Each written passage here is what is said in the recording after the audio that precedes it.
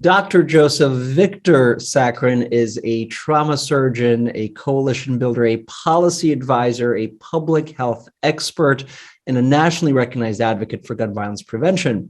He's also currently the director of emergency general surgery, the associate professor of surgery, and associate chief of the Division of Acute Care Surgery at the Johns Hopkins Hospital in Baltimore, Maryland. Dr. Sakran, thank you for making the time to join us on Circleback. Good morning, Igor. It's great to be here with you once again. And those, lots of titles to fill up for lots of inadequacies. Oh, yes, all of the, yes. As this interview will reveal, the inadequacy is quite overwhelming. Joe, I want to start with your own personal involvement in this issue, because you're not someone who's an outside observer. You, in fact, were directly impacted by gun violence, and it changed the course of your life. Take me back, if you would, to that day. Tell us what happened and how it really set your life on a different course. Yeah, so, that day is a day I remember clearly. It was September 23rd, 1994. And I think like most high school students, Igor, I was, living kind of day in and day out, just, living my best life. And it was the first high school football game of the year, which in Northern Virginia, and I think like many places across America, high school football is a big, attractive sport. And so, we're there with our friends the way we typically would. And after the football game, a couple of us were hanging out and just, spending time together the way high school students do. And a fight broke out that we had nothing to do with. And a guy pulled out a gun and started firing to the crowd. And as you, said, that's when I was shot in the throat with a 38 caliber bullet. And, honestly, it was an incident that I never in a million years would have imagined happen to me, or frankly, any of my high school friends in Burke, Virginia. And I think, Igor, when that incident took place, it really not only changed me, but it changed my entire, family. I'm the son of, immigrant parents that came to this country, with pretty much nothing, and had an incredibly strong work ethic and understood the importance and the value of education. And so for years, they had been just really focusing on how do they, provide the best that they can for their children. And so you can imagine how horrific it was to get that call. Well, and Joe, I imagine your parents, correct me if I'm wrong, came from Lebanon. Is that right? So my mom was born in Lebanon, but as you probably know, like a lot of Lebanese Catholics grew up in Israel. So she was actually grew up in Haifa, and my dad was born in Nazareth, and they came to the States over 40 years ago. Yeah, he like literally had, a quarter in his pocket, putting himself through school. He had a brother in Miami. I mean, it's a typical American dream that you hear about, where, he worked hard, he went to school, and he became an aerodynamic space engineer to try to give us a better life. And so many immigrants, my parents and me included, come to America searching for, obviously, not only economic opportunity, but also stability, safety, peace. And for so many of them, an incident like this one really, cuts through that fantasy. And so I wonder how your parents interpreted it. And then, of course, how that changed their perception and ultimately, of course, the trajectory of your life. Yeah, I mean, they were shocked. So I remember at the time, my grandfather, my mom's dad, was living with us, and they get the call. And often when, hospitals will call families to say, hey, your loved one has been, in an incident. They often say actually accident, which, as you know, I hate to use that word for a whole variety of reasons, but they don't really tell them what's happening. And so, they get the call, they come to the hospital thinking, okay, he was in a car crash, right? There was, something else that happened. And when the surgeon sits down with them and says, hey, your son's been shot in the throat, and right now he's in the operating room and we're trying to save his life, they just lost it, because it was never even something that they had imagined could happen. And, it put, myself and my family, in a different space. I never thought I would be, at least at that age, working on gun violence prevention. And by the way, that was a time when it wasn't, it wasn't common for people to even talk about gun violence. It was like, oh, we don't talk about guns. It was very much, I think I might have been like a line on the back of the Washington Post at best. Mm-hmm. You can imagine how that's changed, how our country has changed since, 94. In the public materials surrounding your life, I read that the incident, really, while you were in the hospital, convinced you and inspired you to go into medicine. Was that the case? How did that decision come to you? Yeah, so I would say it was a couple things. It was definitely the what I would call the experience that I had as a survivor, the experience I had in the hospital, but also it was there's a story not too long after I left the hospital. So I was in the hospital maybe, I don't know, a month and a half, something like that, plus or minus. And when I left the hospital, I had a carotid injury, I had a tracheal rupture, and I still had a tracheostomy tube for about 6 months post discharge. And I have a paralyzed vocal cord, which you can hear this morning, a little bit of my raspiness. And I was standing in the bathroom. I was looking at the mirror. I was 17. I had these beet red scars coming up and down my neck. And I think I realized at that moment that, like, God, this was just so, like, horrific. Like, why did this happen to me? And I was devastated. And I didn't see my father that was standing in the corner. And I think my dad, as parents do, I think he saw that look of devastation in my eyes. And he came in and he did something that really, I think, to your point, changed the trajectory of how I looked at things.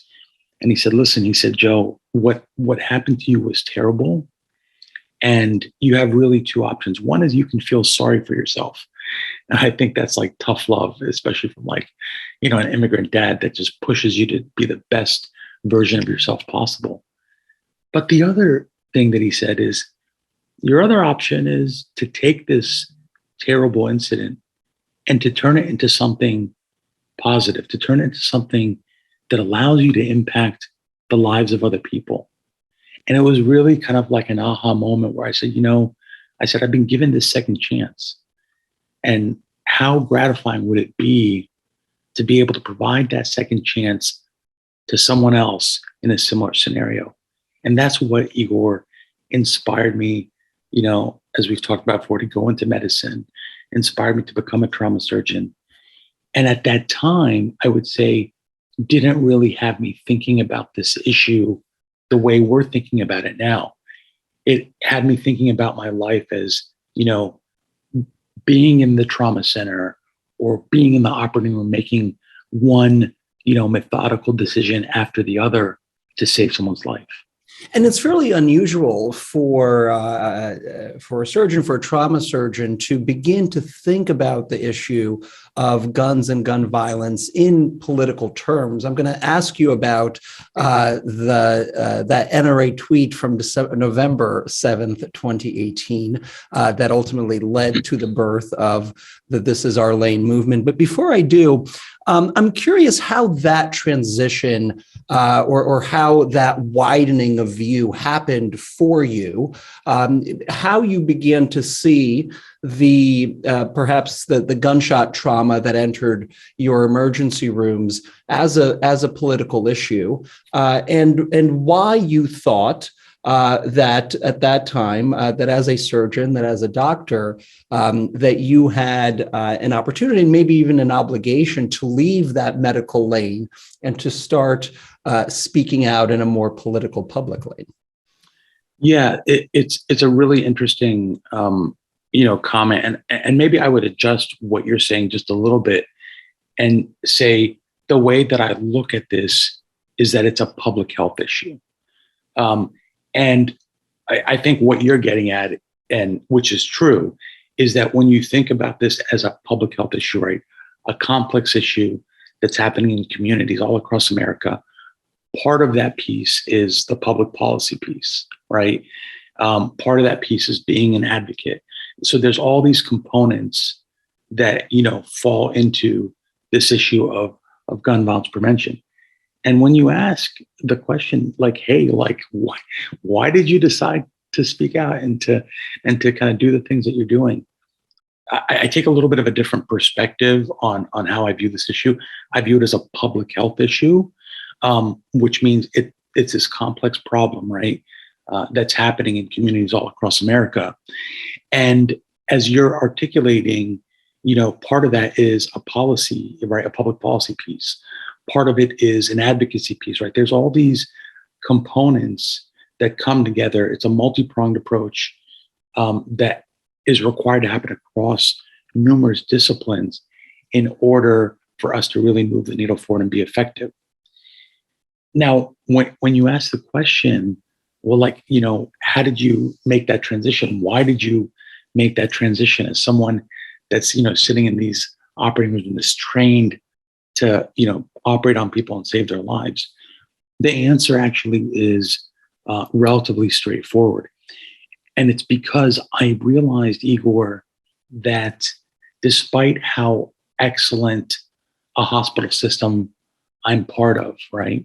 Despite how excellent I may think, my own, technical and theoretical skills are, there are some injuries that the best medical treatment is prevention. You have someone, for example, that is shot in the head and has a devastating traumatic brain injury. There's not much that I can do to bring that person back to baseline.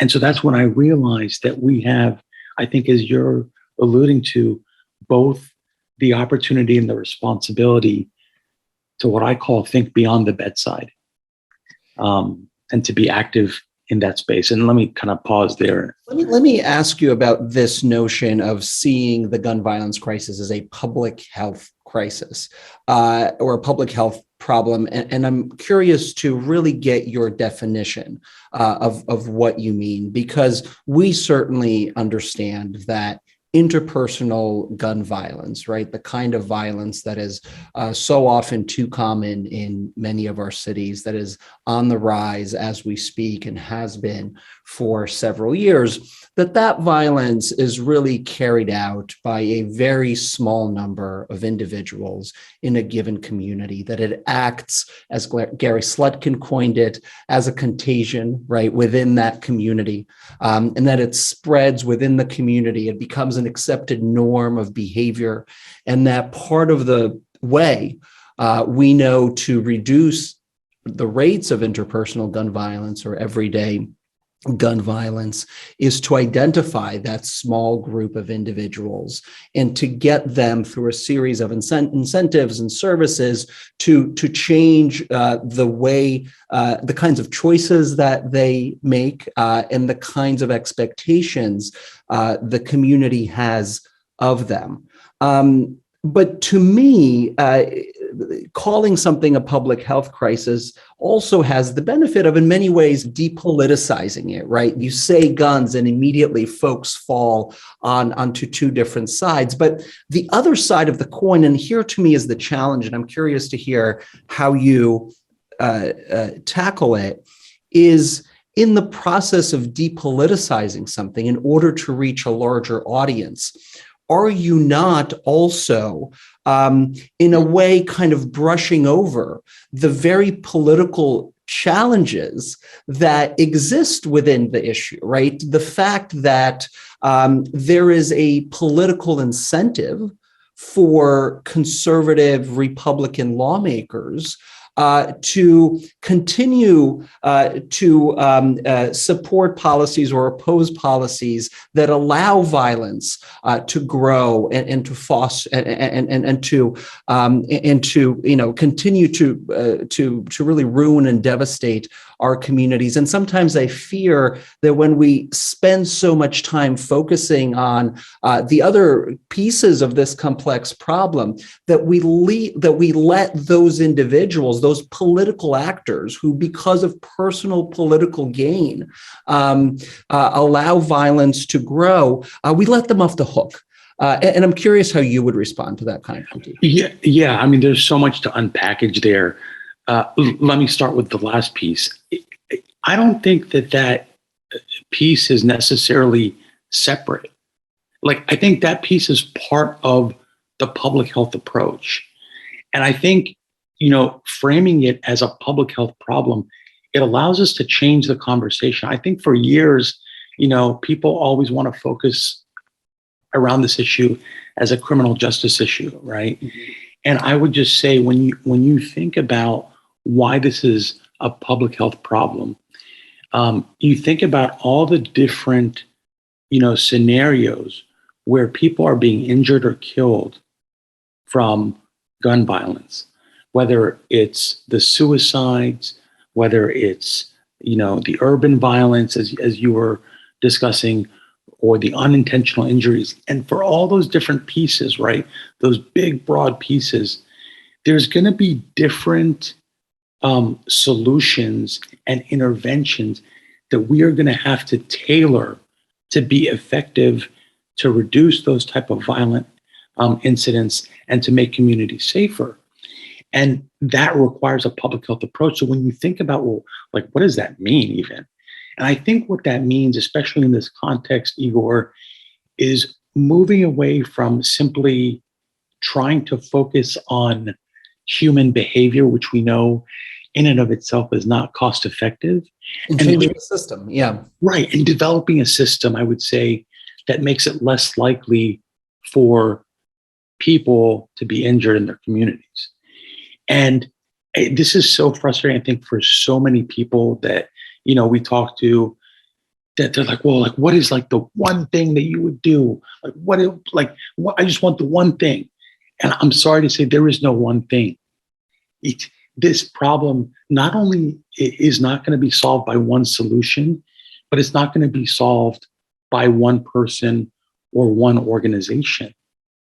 It requires to bring together, elected officials and healthcare professionals and gun owners and advocates and survivors and these individuals that can really break down the silos in cities so we can work together across sectors. Developing these public-private partnerships that you have been so involved in and understand how critical kind of, the business aspect of communities are. This requires all of us. And this is what, you mentioned it earlier, but this is, I think, why so many of us as healthcare professionals were incensed when we heard the NRA say to doctors, you should, pretty much, stay in your lane. And we said, well, okay, of course, this is our lane. And it is our lane because we're the ones that are here, taking care of these patients day in and day out. We're the ones that are, talking to the moms and to the dads and having to tell them that their child that left that morning is never coming home again. So you're referring here to a tweet that the NRA sent on September 7th, 2018. It was in response to some article they saw of doctors making the case for stronger gun laws. That NRA tweet, as you note, urged doctors to keep practicing medicine and basically shut up about everything else. In response to that tweet, you wrote, as a trauma surgeon and survivor of gun violence, I cannot believe the audacity of the NRA to make such a divisive statement. We take care of these patients every day. Where are you when I'm having to tell all of those families their loved one has died? What pushed you to send that tweet, and what was the reaction to it? So, what pushed me was the fact that I feel like I have this moral kind of responsibility to ensure that people across this country understand what we're facing. I think sometimes what happens, in the four walls of our trauma center or operating room is not seen. And I think a lot of us, and it wasn't just doctors and it wasn't just me, it was healthcare professionals across the spectrum, nurses, technicians, researchers that said, no, like actually you all don't know what we're seeing, number one. And so let us, for the first time, really, I think, pull back the curtain and let the world better understand from our stories, from our pictures, the carnage that's happening within our hospital. And it was, I think, one of those moments where it goes back to what we had just discussed, which is it requires all of us to be part of, an action-oriented plan, a comprehensive solution to actually prevent these injuries and these deaths from happening.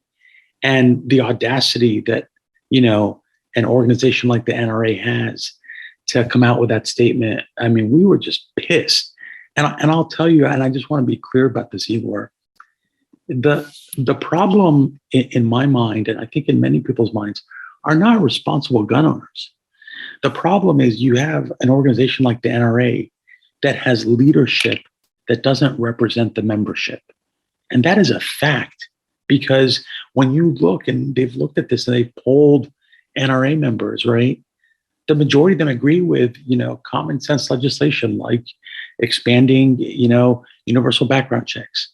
So I don't want to get too far off a tangent, but that, I think, moment really crystallized the healthcare community. And I think it showed us our ability as trusted public messengers to be part of the conversation and to be part of the solution. What do you think is the role of medical professionals in the gun violence prevention movement? What should they be doing? I mean, so here's what I would say is I think for each of us, right, not every healthcare professional is necessarily, going to want to be in this space. But I think for those that do, and for those that are taking care of these patients, their role needs to cut across the entire spectrum to really approach this from a prevention perspective. Because by the time the patients are in our hospitals and trauma centers, it's often too late. And so if we're going to approach it from this is part of what I call, Igor, the continuum of care. It's the right, hospital piece before the injury ever happens. That's the most effective way to actually make communities safer. Is there a role for us, of course, in the hospital? Absolutely. So in my mind, when I talk to a lot of different healthcare professionals who, may not have ever, been an advocate or don't even understand how do you work at this intersection of medicine and public policy, I always say, just start in your own backyard, start in your community, figure out what people are doing, and try to be that person that can help, number one, provide, a little bit of insight to what you're facing, and to be able to tell those stories, and to be able to advocate for evidence-based, data-driven solutions that often is based on the research that we do, right, to actually be able to reduce injury and death in America. You mentioned from a preventive perspective, right, or from a place of prevention. What do you mean by that? What I mean is, after that gun is fired, right, it's too late. When, a little brother picks up, an unlocked and loaded firearm and fires that towards, the other little kids in that room, we've lost the opportunity. So a preventive approach to that would be to ensure that you don't have 5.4 million kids living in homes with unlocked and loaded weapons. And that means safe storage, right? So it's those type of kind of initiatives and solutions that we have to communicate and make people understand the importance of in order to ensure those incidents don't happen. So prevention happens before, the gun is fired.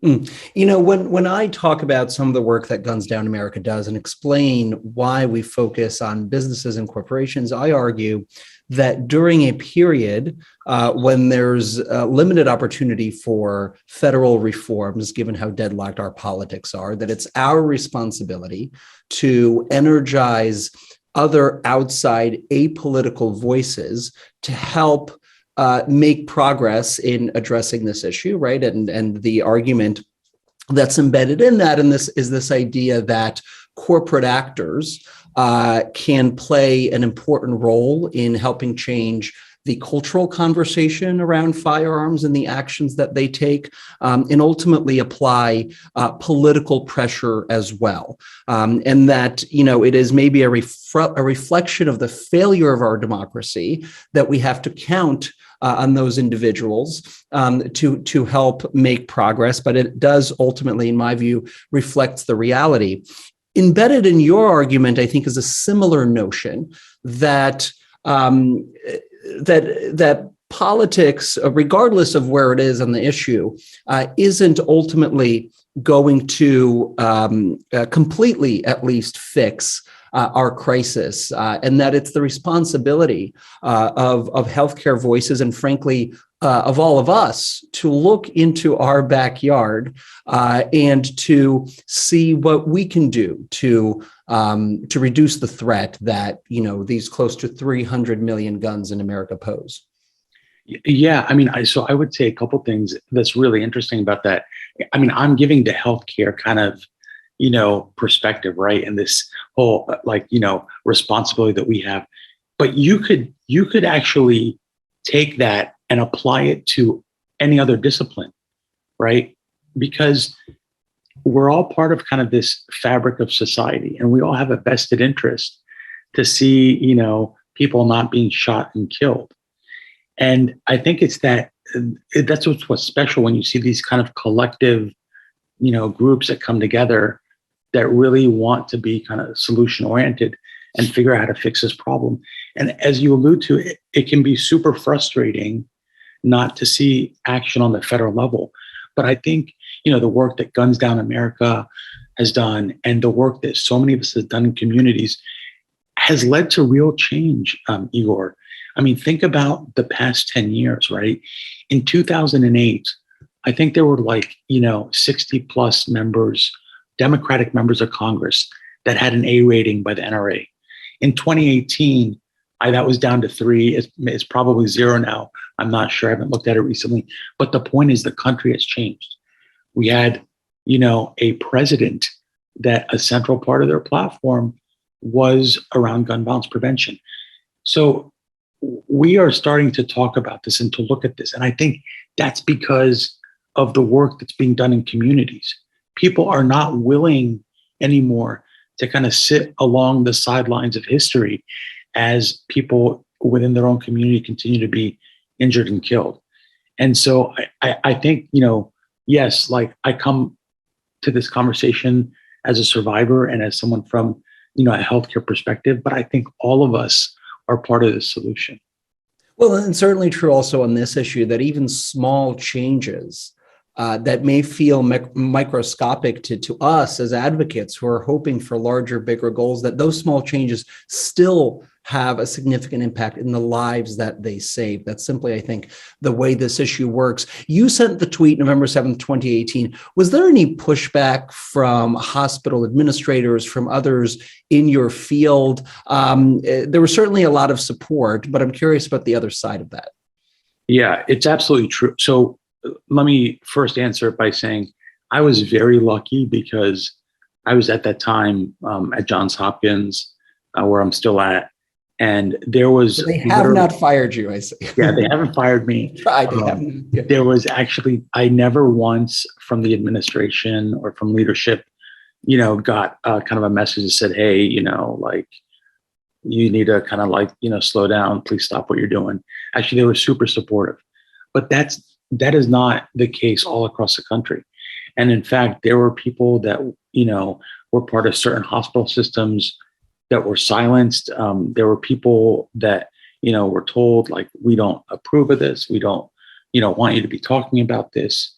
And you know what? We saw the same thing. I mean, I'm not necessarily, I think part of it was the kind of the emotionally charged issue of talking about firearms in a very public way. But we also saw this happen in COVID, where healthcare professionals who, again, if it's not clear enough, like, right, trusted public messengers in general, would come out and talk to the media and kind of get, their hands slapped because, their leadership doesn't want them talking about these issues or talking about what they're really feeling or what they're really facing. And I think that's a problem because we got to have transparency and honesty in these conversations if we really want to come up with the right solutions, the most effective ways to deal with this. And I think that, like, insular approach really made a lot of healthcare professionals scared because, no one wants to lose their job. No one wants to, have that mark on their resume that they're fired. So it did definitely happen across the country, but I was fortunate not to be part of that. In 2020, I believe, you had the opportunity to work in the Senate office of Senator Maggie Hassan. What did the experience of working in the Senate teach you about your advocacy? How did it inform it? Yeah, so I think I think it's a couple things. The first is that experience with Senator Hassan was amazing, a Democratic senator from New Hampshire, and I joined her office right before COVID, actually. So you can imagine, as a public health professional coming in right before there, it was just a tremendous experience. Were you conflicted at the time? That, as you know, certainly, did you feel any responsibility to go back and practice? Oh, I mean, absolutely. I mean, I felt like I was conflicted in the sense that my, brothers and sisters were on the front line. And this is, of course, before the vaccine, before we knew like much about COVID, and they were putting themselves at risk. And I was, relatively protected in general, because as of March 13th, all of us in the Senate were working from home. But at the same time, I realized that, I had this opportunity to work on historic legislation that can help my frontline colleagues, and having the perspective of a clinician, I think, in the office and a public health person was super useful, I think. And I think if you talk to most of the colleagues, they would say the same thing. But just to go back a little bit to your question, I think I learned, three main things. I think the first is that healthcare professionals need to be part of the process, the political process, the policy process. I think it leads to better legislation in America because, number one, we're able to bring this perspective that often, the staffers and elected officials may or may not see. And part of being part of that process also requires us to understand that process a little bit better. So I think that's the first kind of takeaway. The second is, as you know, Igor, there's a lot of great ideas out there. And a great idea without the right strategy and approach is not necessarily going to succeed. So understanding, like, who are the stakeholders?